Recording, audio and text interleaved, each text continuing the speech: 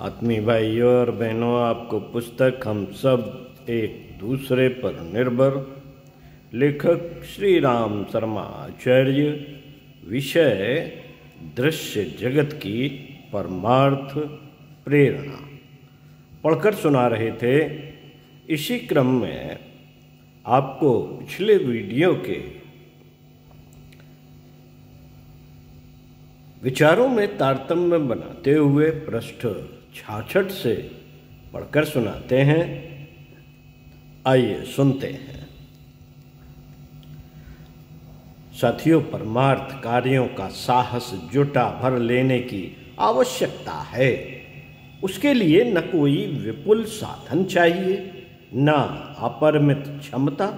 परमार्थ प्रयोजन के लिए स्वयं को समर्पित करने की, अपने आप को मिटा देने की सामर्थ्य हो तो अन्य कमियां त्रुटियां भी प्रकृति किसी न किसी प्रकार पूरा कर देती है।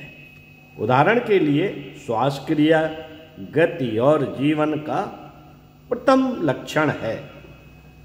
स्थूल दृष्टि से पौधों में नाक नहीं होती, फेफड़े भी नहीं होते, पर यदि सूक्ष्मदर्शी माइक्रोस्कोप से देखें तो पौधे के पत्ते पत्ते में श्वास छिद्र देखे जा सकते हैं। इन छिद्रों से ही वे श्वास लेते हैं।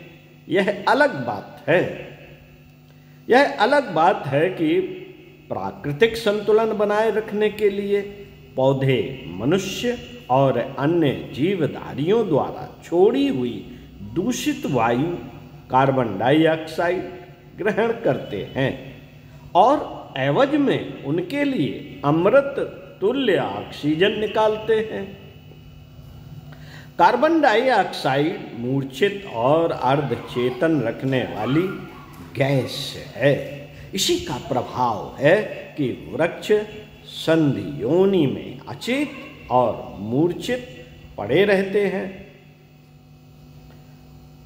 कोई नाक और मुंह दोनों बंद कर दे, कोई नाक और मुंह दोनों बंद कर दे तो मनुष्य मर जाता है।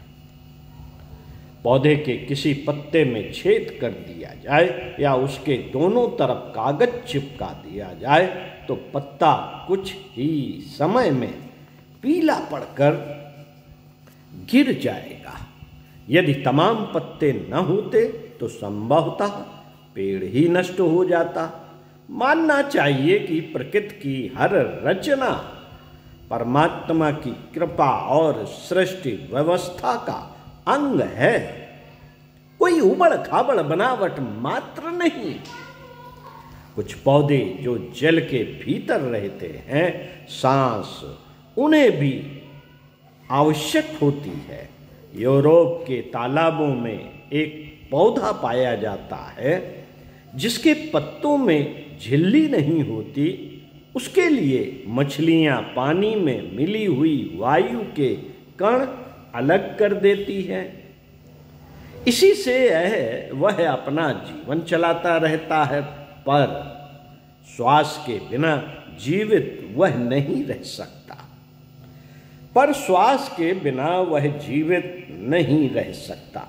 प्रश्न उठना स्वाभाविक है। प्रश्न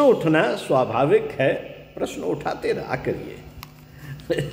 स्वाभाविक है कि वृक्ष वनस्पति किस प्रकार अपने जीवन अस्तित्व को परमार्थ प्रयोजनों के लिए घुलाते रहते हैं।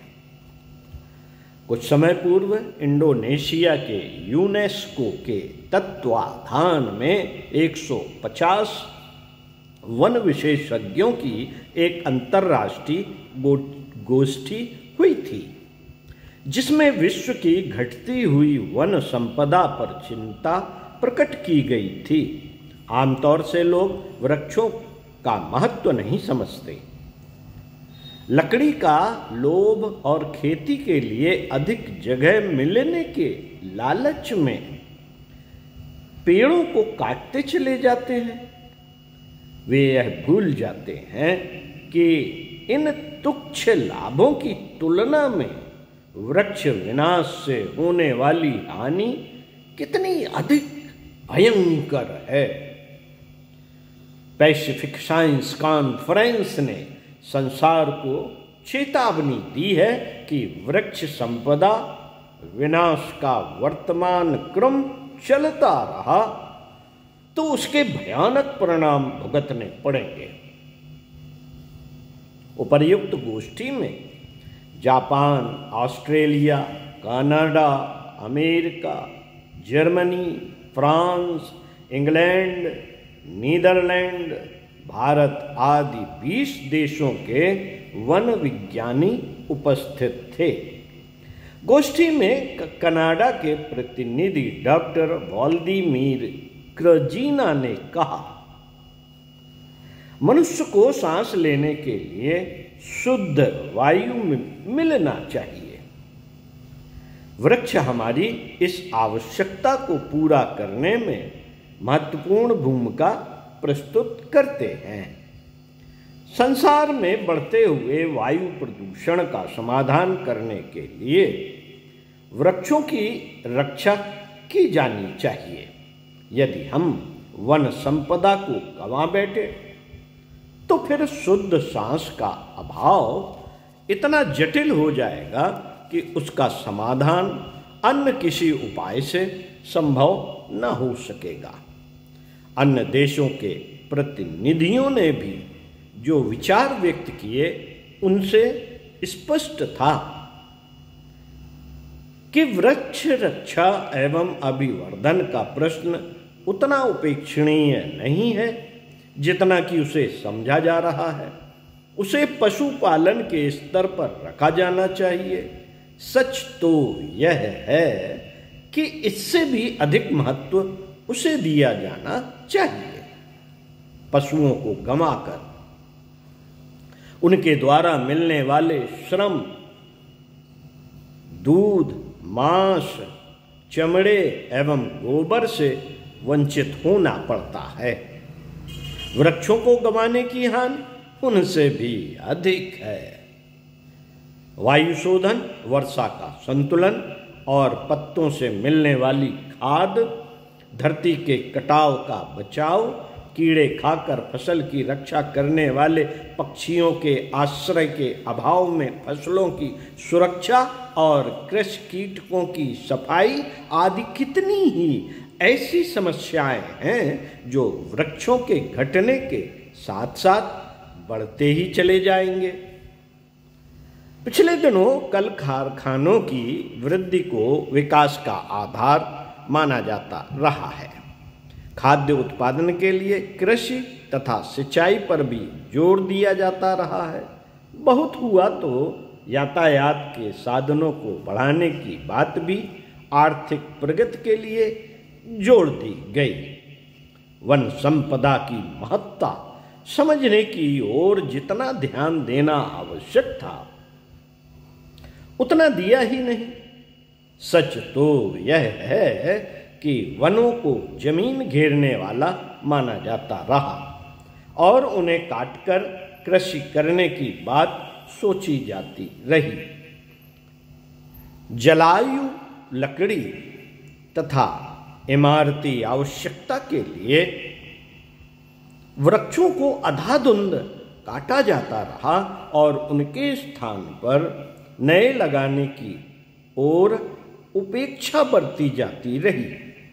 आज हम वन संपदा की दृष्टि से निर्धन होते चले जा रहे हैं और उसके कितने ही परोक्ष दुष्परिणामों को प्रत्यक्ष हानि के रूप में सामने खड़ा देख रहे हैं। सहारा कॉन्क्वेस्ट ग्रंथ के लेखक सेंट वार्व बेकर ने सहारा रेगिस्तान की 20 लाख वर्ग मील भूमि के संबंध में लंबा और गहरा सर्वेक्षण करके लिखा है कि यह क्षेत्र किसी समय बहुत ही हरा भरा था, पर लोगों ने नासमझी से उसे उजाड़ दिया। इससे यह रेगिस्तान बन गया।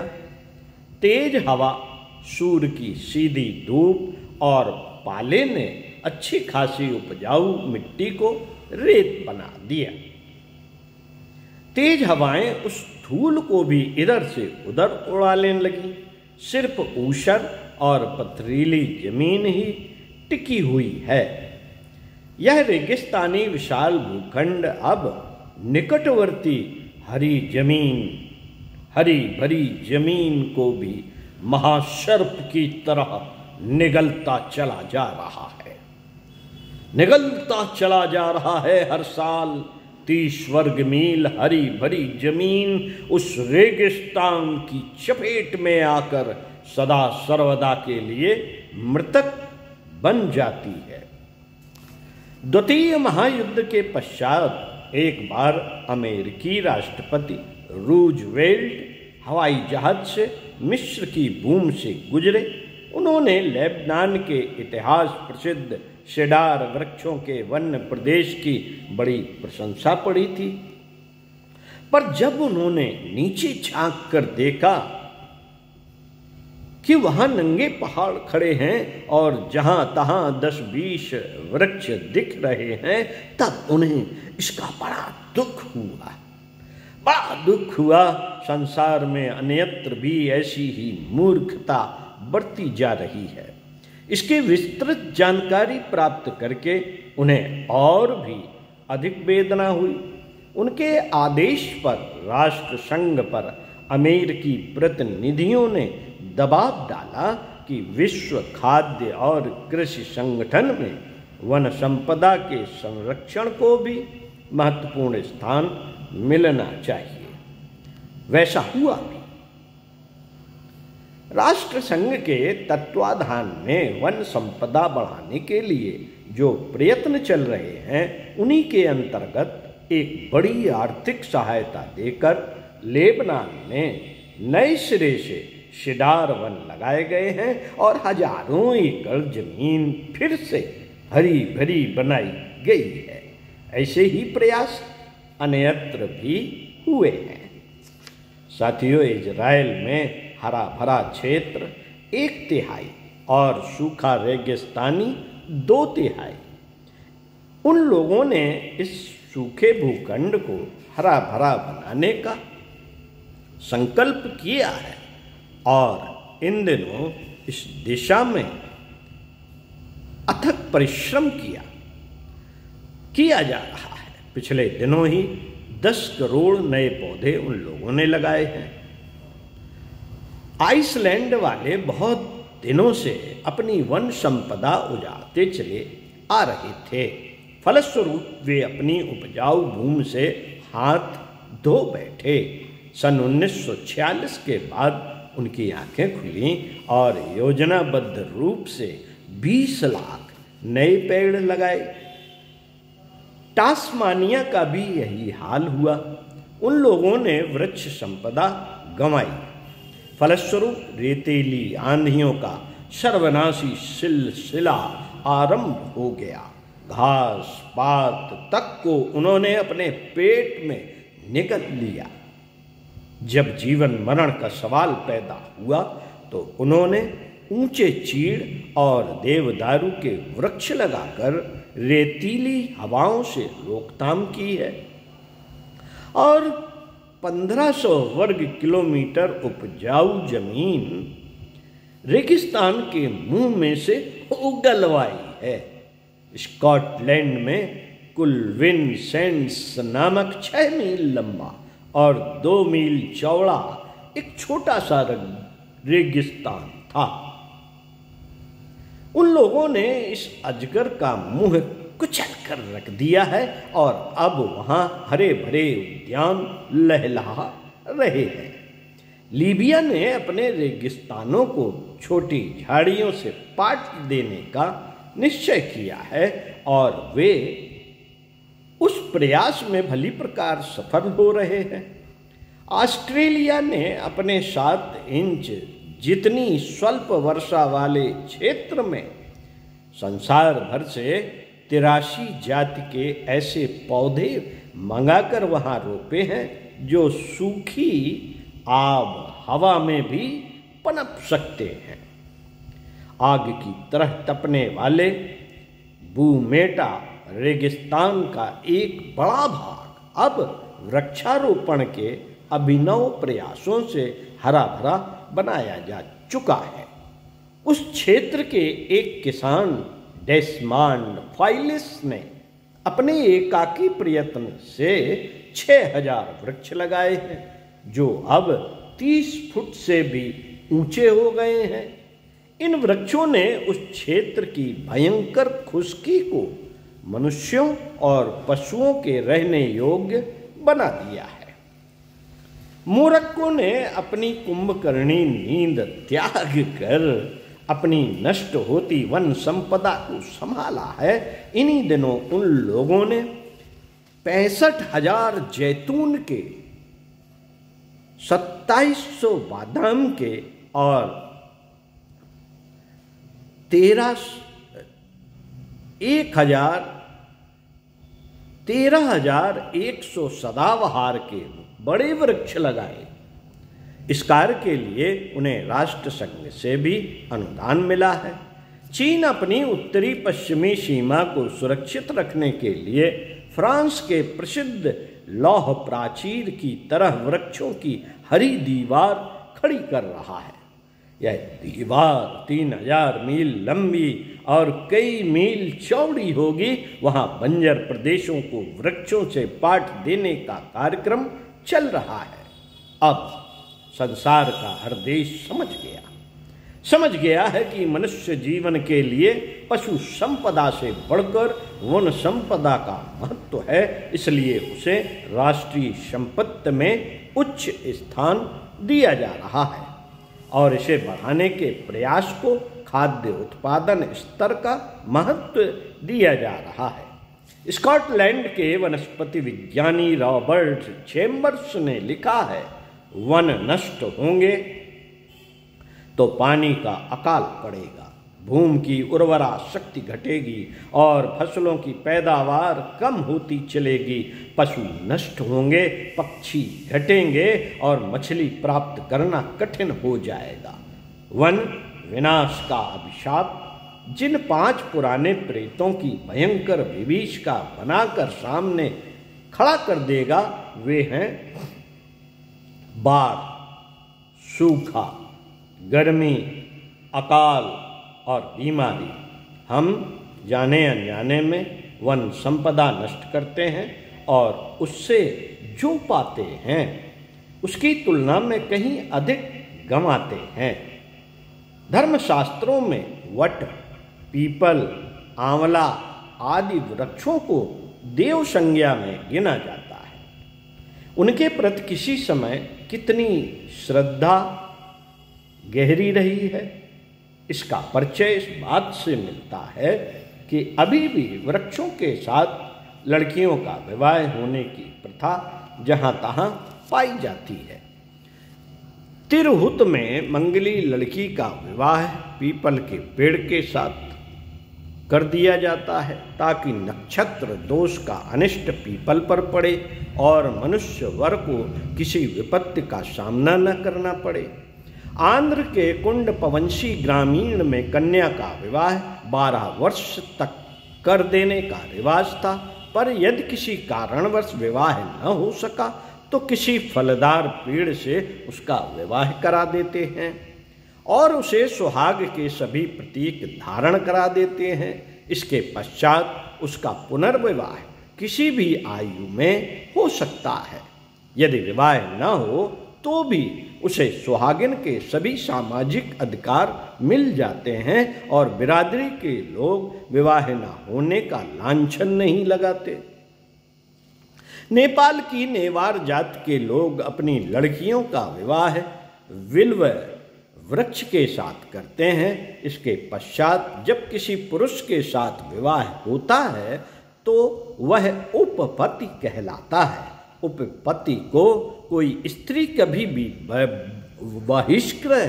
बहिष्कृत कर देती है, उसे भृत्य जितने ही अधिकार प्राप्त होते हैं। हिसार जिले के थुमकूड बावरिया जाति में और सरगुजा के भीलों में यह प्रथा है। यह प्रथा है कि विवाह की अनिच्छुक लड़कियों का विवाह पीपल के वृक्ष से कर देते हैं और यह मान लेते हैं कि उसका कुमारी रहने का दोष निपट गया। हरियाली को मनुष्य जीवन सहचरी का स्थान मिलना चाहिए और उसके परिपोषण के लिए प्रत्येक नागरिक में व्यक्तिगत रूप से दिलचस्पी उत्पन्न की जानी चाहिए।